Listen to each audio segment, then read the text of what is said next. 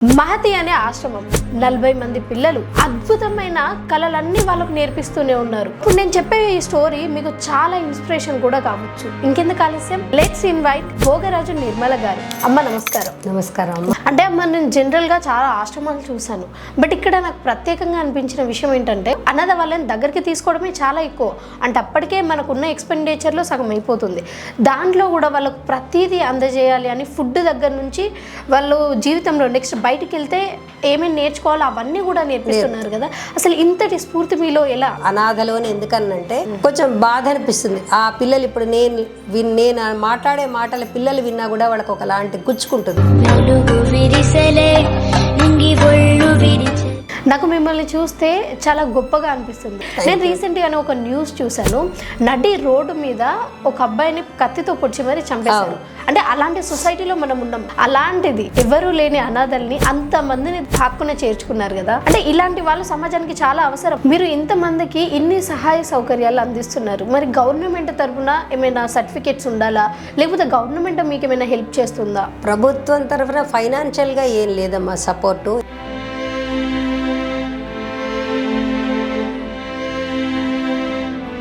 జనరల్గా ఇప్పుడు అమ్మాయిలైనా సరే అబ్బాయిలైనా సరే 10th ఇంటర్ వరకు ఓకే, దాని తర్వాత ఇంకా ఏదైనా గొప్పగా చదువుకోవాలి అనుకున్నప్పుడు ఫైనాన్షియల్గా ట్రబుల్స్ వస్తాయి. సో అది ఎలా ఫేస్ చేయాలి? అది కూడా మేమే చేస్తున్నాం అమ్మా.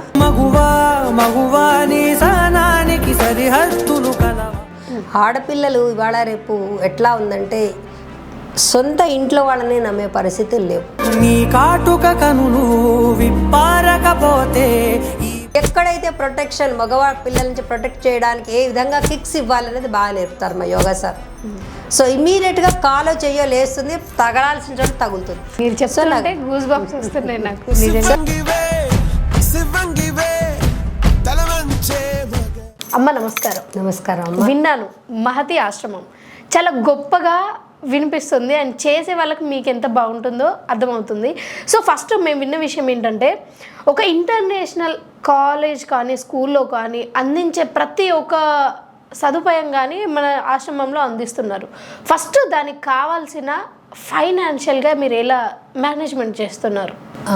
ఫైనాన్షియల్గా వచ్చేసి ముందు నేను టీచర్ కాబట్టి, మా వారు హెడ్ మాస్టర్ గారు కాబట్టి మా పెన్షన్స్లోంచి ముందు స్టార్ట్ చేసాం.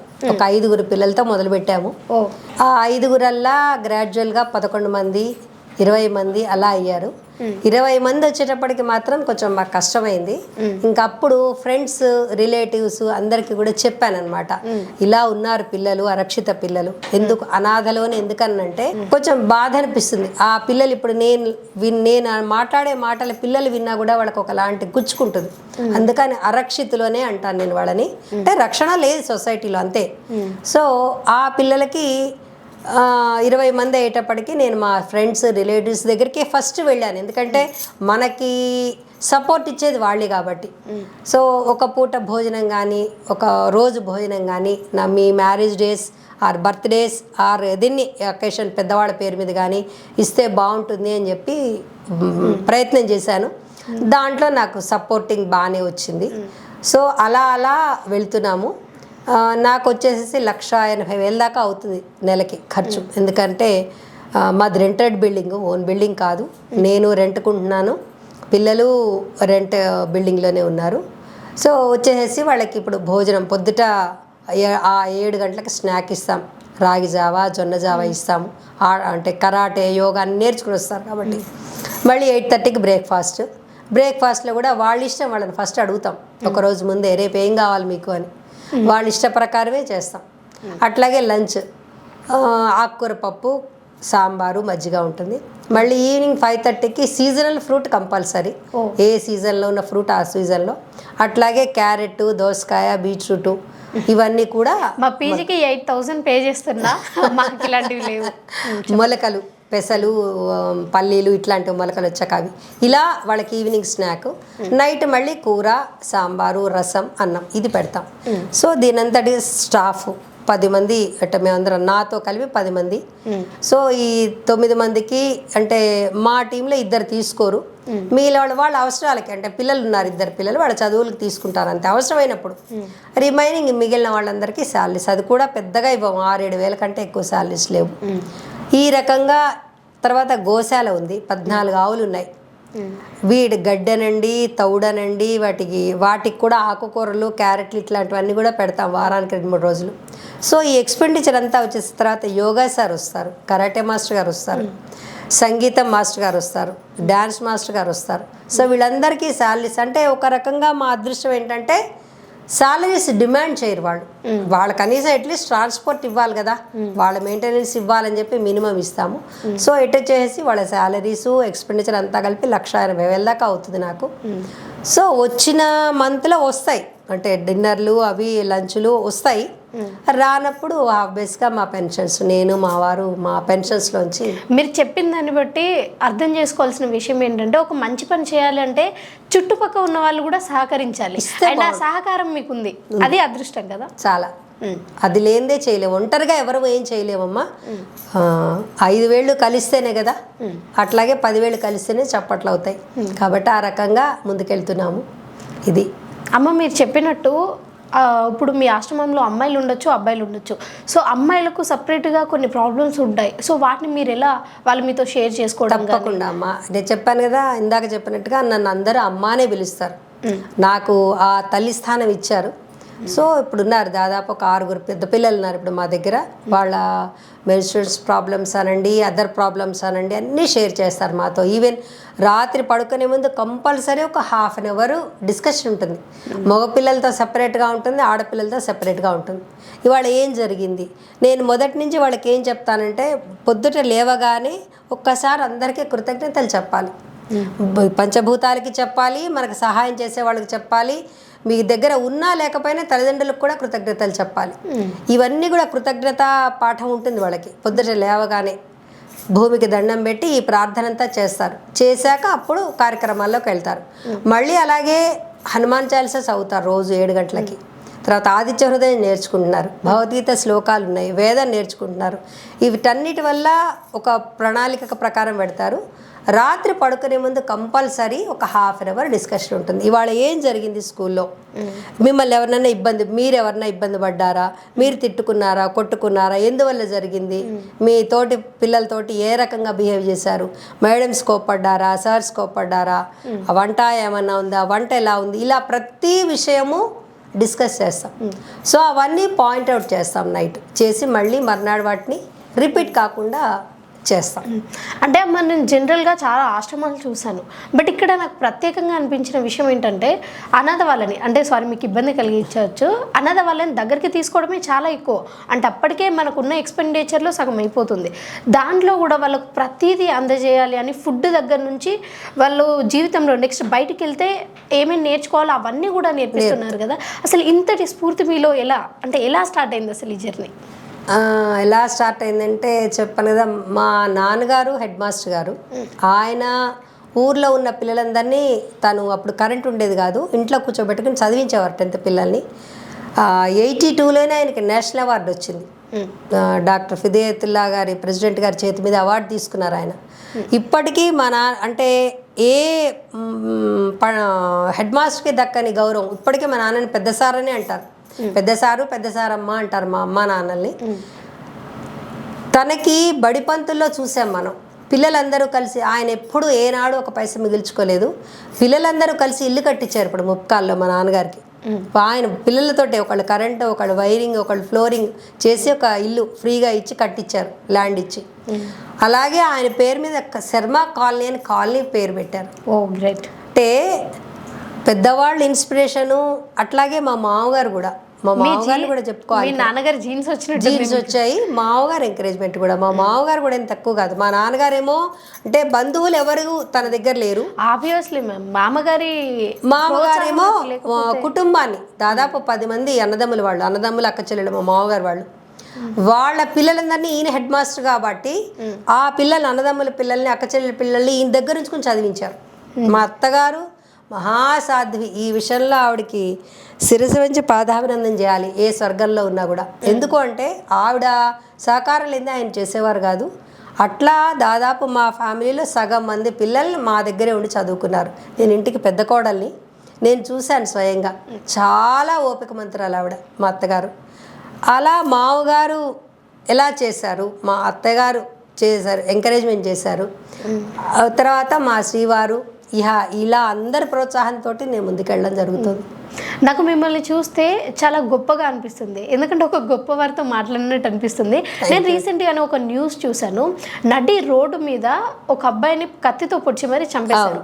అంటే అలాంటి సొసైటీలో మనం ఉన్నాం. నడి రోడ్డు మీద అంటే ఎన్నో వెహికల్స్ వస్తుంటాయి పోతుంటాయి, అలాంటిది ఎవరు లేని అనాథల్ని అంతమందిని హక్కున చేర్చుకున్నారు కదా. అంటే ఇలాంటి వాళ్ళు సమాజానికి చాలా అవసరం. అంటే ఓన్లీ ఇండివిజువల్గా ఆలోచించడం కాకుండా సమాజం కోసం ఆలోచిస్తున్నారు. మీరు ఆలోచించినట్టే సమాజం కోసం అందరూ ఆలోచిస్తుంటే అసలు ప్రపంచంలో ఉన్నవారు లేనివారు ఉండదు, ఆ భేదం ఉండదు. మీరు ఇంతమందికి ఇన్ని సహాయ సౌకర్యాలు అందిస్తున్నారు, మరి గవర్నమెంట్ తరఫున ఏమైనా సర్టిఫికేట్స్ ఉండాలా, లేకపోతే గవర్నమెంట్ మీకు ఏమైనా హెల్ప్ చేస్తుందా ఫైనాన్షియల్గా? ప్రభుత్వం తరఫున ఫైనాన్షియల్గా ఏం లేదమ్మా సపోర్టు. ఎందుకంటే చాలా రూల్స్ రెగ్యులేషన్స్ ఉన్నాయి గవర్నమెంట్లోకి వెళ్ళాలి అంటే. అందుకని మేము ఆశ్రమంగానే భావిస్తున్నాం దీన్ని. ఇప్పుడు గవర్నమెంట్ అలా అనాథాశ్రమాలు నడపాలి అంటే ఐసిడిఎస్ వాళ్ళ పర్మిషన్ కావాలి, తర్వాత వాళ్ళ ఇన్స్పెక్షన్స్ ఉంటాయి. అవి ఒక్కొక్కసారి మా సంస్థకి ఇబ్బంది కలుగుతుంది. కాబట్టి మేము అట్లా అని మేము రోడ్డు పక్కన పారేసిన పిల్లల్ని తీసుకురావట్లేదు. బట్ కంపల్సరీ గార్డియన్ ఉండాల్సిందే, ఎందుకంటే అది బాధ్యత వాళ్ళకి. ఇప్పుడు సొసైటీలో వాడు భగవంతుడు ఆకాశాల నుంచి పడేయాడు కదా వాడిని. మేనమామో, మేనత్తో, తాతో, బామ్మో ఎవరో ఒకళ్ళు ఉంటారు. సో వాళ్ళది ఆధార్ కార్డు కంపల్సరీ మాకు. వాళ్ళ అట్లాగే పేరెంట్స్ డెత్ సర్టిఫికేట్ తీసుకుంటాము, రిలేటివ్స్ ఆధార్ కార్డు తీసుకుంటాము, వాళ్ళ ఫోన్ నెంబర్స్ డాటా కలెక్ట్ చేసి పెట్టుకుంటాము. బాధ్యత అంతా మాది.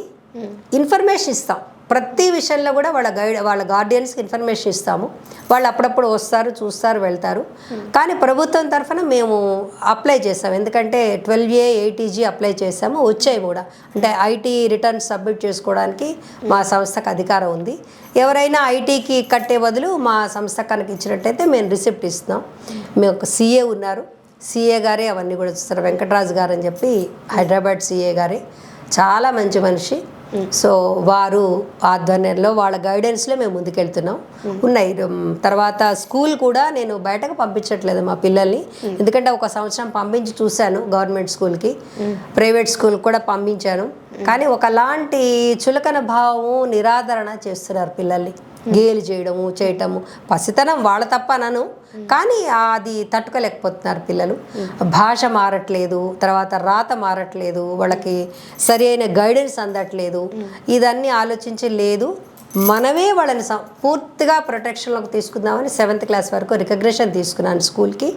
సో 7th వరకు మా దగ్గరే, ఎడ్యుకేషన్ కూడా మాదే, సిలబస్ మా ఓన్ కరిక్యులర్. ఇటు వచ్చి 8th ఒక అబ్బాయి ఉన్నాడు, 10th అమ్మాయిలు 2 ఉన్నారు. వాళ్ళని మాత్రం ఈ ఇయర్ మోడల్ స్కూల్కి పంపించాం, గవర్నమెంట్ మోడల్ స్కూల్కి. 10th అయిపోగానే ఇప్పుడు అమ్మాయికి ఏంటంటే నర్సింగ్ ఇంట్రెస్ట్. సో హైదరాబాద్లో మా రిలేటివ్స్ హాస్టల్ ఉంది, ఎందుకంటే నాకు సెక్యూర్డ్ కావాలి అమ్మాయి. ఇంతవరకు బయట ప్రపంచంలోకి వెళ్ళలేదు కాబట్టి డిప్లొమా నర్సింగ్ చేస్తానంటోంది. ఈ ఇయర్ జాయిన్ చేయాలి. నెక్స్ట్ ఇయర్ నుంచి మేము ఆలోచిస్తున్నామంటే there is no schools, open inter, open degree, open diploma courses permission తీసుకుని మా పిల్లలకి ఆ రకంగానే చెప్దామని చూస్తున్నాం. ఎందుకంటే ఈ హోంవర్క్లు, క్లాస్ వర్క్లు వీళ్ళకి హెడేక్ అయిపోతుంది, అసలు ఏం రావట్లేదు. ఈవెన్ 10th పిల్లలు కూడా నేను చూస్తే సగం సిలబస్ అవ్వలేదు, సో అయిందని అనిపించారు అంతే. సో దానివల్ల ఉపయోగం లేదు కదా, కాబట్టి ఆ అనవసరం ఎడ్యుకేషన్. అందుకని చెప్పి మేము స్కూల్ రికగ్నిషన్ తీసుకున్నాం, సర్టిఫికెట్ ఉంది, ఎంఈఓ గారి పర్మిషన్ ఉంది, డిఓ గారి పర్మిషన్ ఉంది, ముందుకెళ్తున్నాం. సో ఒక క్వశ్చన్ అడగాలనుకున్నా, మీరు చెప్పిన దాన్ని బట్టి ఇంకొక క్వశ్చన్ వచ్చింది. జనరల్గా ఇప్పుడు అమ్మాయిలైనా సరే అబ్బాయిలైనా సరే 10th ఇంటర్ వరకు ఓకే, దాని తర్వాత ఇంకా ఏదైనా గొప్పగా చదువుకోవాలి అనుకున్నప్పుడు ఫైనాన్షియల్గా ట్రబుల్స్ వస్తాయి. సో అది ఎలా ఫేస్ చేయాలి? అది కూడా మేమే చేస్తున్నామమ్మా. ఇప్పుడు యాక్చువల్లీ ఇక్కడ నేను ఒక విషయం చెప్పాలి, నేను 38 సంవత్సరాలు టీచర్గా చేశాను నా సర్వీస్. ప్రైవేట్ సెక్టార్లో 16 ఏళ్ళు, గవర్నమెంట్ సెక్టార్లో 19 ఏళ్ళు. సో అంటే ఇప్పుడు పిల్లలు బాండింగ్ అవ్వట్లేదు, కానీ అప్పటి పిల్లలు చాలా బాండింగ్. నేను పంపించిన 10th బ్యాచెస్ అన్నీ కూడా ఇప్పుడు గెట్ టుగెదర్స్ చేసుకుని, ప్లస్ నాకు ఈ మీడియా బాగా సహకరిస్తుంది. వాట్సాప్లోనండి, స్టేటస్లోనండి, వీటిల్లో మా పిల్లలవి చూసి ఎక్కడెక్కడ పిల్లలో నా ఫోన్ నెంబర్స్ తీసుకుని మేడం మీకు ఏమన్నా మేము హెల్ప్ చేయగలమా, మేడం మీకు ఏమైనా హెల్ప్ చేయగలమా అని చెప్పి ముందుకు వస్తున్నారు. సో అందరూ కాకపోయినా కొందరన్నా నిలబడుతున్నారు. నేను ఇన్ జనరల్గా అడగను, వాళ్ళ దగ్గరికి వెళ్ళను, ఎవరి దగ్గరికి కూడా. నాకు ఎమర్జెన్సీ అయ్యి నేను చేయలేను అన్నప్పుడు మాత్రం వాళ్ళని రిక్వెస్ట్ చేస్తాను. అట్లా యుఎస్లో 2-3 పిల్లలు ఉన్నారు. వాళ్ళు నాకు ఈ పెద్ద ఫీజెస్ అంటే ఇవి 40,000 50,000 దాకా చెయ్యాలి నేను ఒక్కొక్క పేమెంట్. ఇప్పుడు నేను చెప్పాను కదా, బిఎన్ నర్సింగ్ అమ్మాయి 4 years 50,000 కట్టాల్సి వచ్చింది ఫర్ యానం. సో అట్లాంటప్పుడు పూర్ణ అని చెప్పి యుఎస్లో ఉన్నాడు, స్నిగ్ధ అని మా మరిది గారు అమ్మాయింది. సో వీళ్ళందరూ సపోర్ట్ చేశారు, అలా చేయించాను. మంచోళ్ళకి మంచిగా జరుగుతుంది అనడానికి మీ ప్రోత్సాహం కానీ మీకు సపోర్ట్ చేసే వాళ్ళని చూస్తే నేర్చుకోవచ్చు. అండ్ ఇంకొక విషయం ఏంటి అంటే, ఇప్పుడు మీరు సమాజాన్ని నమ్మట్లేదా అంటే, మీరు పెంచుకున్న వాళ్ళని సమాజంలోకి పంపించాలంటే భయపడుతున్నారు అని కాదమ్మా, వాతావరణం అలా ఉంది. ఎందుకంటే ముఖ్యంగా ఆడపిల్లలు, మగపిల్లలు సరే సర్దుకుపోతారు, ఆడపిల్లలు ఇవాళ రేపు ఎట్లా ఉందంటే సొంత ఇంట్లో వాళ్ళని నమ్మే పరిస్థితులు లేవు. కాబట్టి అట్లా అందుకనే నేను కరాటే, కర్రసాము, యోగా నేర్పే కారణం అదే. నువ్వు నేను ఇప్పుడు ఈవెన్ 6 years బేబీ నుంచి కూడా చెప్తాను. నేను వీక్లీ వన్స్ వాళ్ళ చేత ఎన్విరాన్మెంట్ మీద నేను డిబేట్ పెడుతూ ఉంటాను. సపోజ్ నీ దగ్గరికి వచ్చి ఒక అబ్బాయి నేను ఏదో చేయబోయాడు, నువ్వేం చేస్తావంటే అంటే ఎక్కడెక్కడ కొట్టాలి అంటే మీడియా ద్వారా చెప్పచ్చో లేదో నాకు తెలియదు, కానీ చెప్పండి, ఎక్కడైతే ప్రొటెక్షన్ మగవాళ్ళ పిల్లల నుంచి ప్రొటెక్ట్ చేయడానికి ఏ విధంగా కిక్స్ ఇవ్వాలనేది బాగా నేర్పుతారు మా యోగా సార్. సో ఇమ్మీడియట్గా కాలో చెయ్యో లేస్తుంది, తగలాల్సిన చోట తగులుతుంది. ఆ రకంగా నేను ప్రిపేర్ చేస్తున్నాను ఆడపిల్లలు. మీరు చెప్తుంటే గూస్ బంప్స్ వస్తున్నాయి నాకు నిజంగా. సో నాకు భయం లేదు, నా పిల్లలు ఎక్కడికి వెళ్ళినా కూడా ధైర్యంగా తిరిగి వస్తారు, క్షేమంగా తిరిగి వస్తారు. ఆ కెపాసిటీ నేను ఇస్తున్నాను. సో ఇప్పుడు నేను మీ తరపున కోరుకునే విషయం ఏంటంటే, మీరు ఇప్పుడు ఎంత కష్టపడి ఎంతమందిని అడిగి వాళ్ళందరినీ ఒక పొజిషన్లో ఉంచాలి అని ఇవన్నీ చేపిస్తున్నారో, ఒక స్టేజ్కి వచ్చేసరికి ఇంకో 5 సంవత్సరాలు పట్టొచ్చు, 10 సంవత్సరాలు పట్టొచ్చు, వీళ్ళందరూ కూడా మంచిగా సెటిల్ అయ్యి అప్పుడు మిమ్మల్ని నిజంగానే ఒక దేవతలాగా ఊహించుకొని ఒక తల్లిలాగా చూసుకుంటారని మనస్ఫూర్తిగా ఆశిస్తున్నారు. అండ్ మా స్టూడియోకి వచ్చినందుకు థ్యాంక్ యూ మా థ్యాంక్ యూ.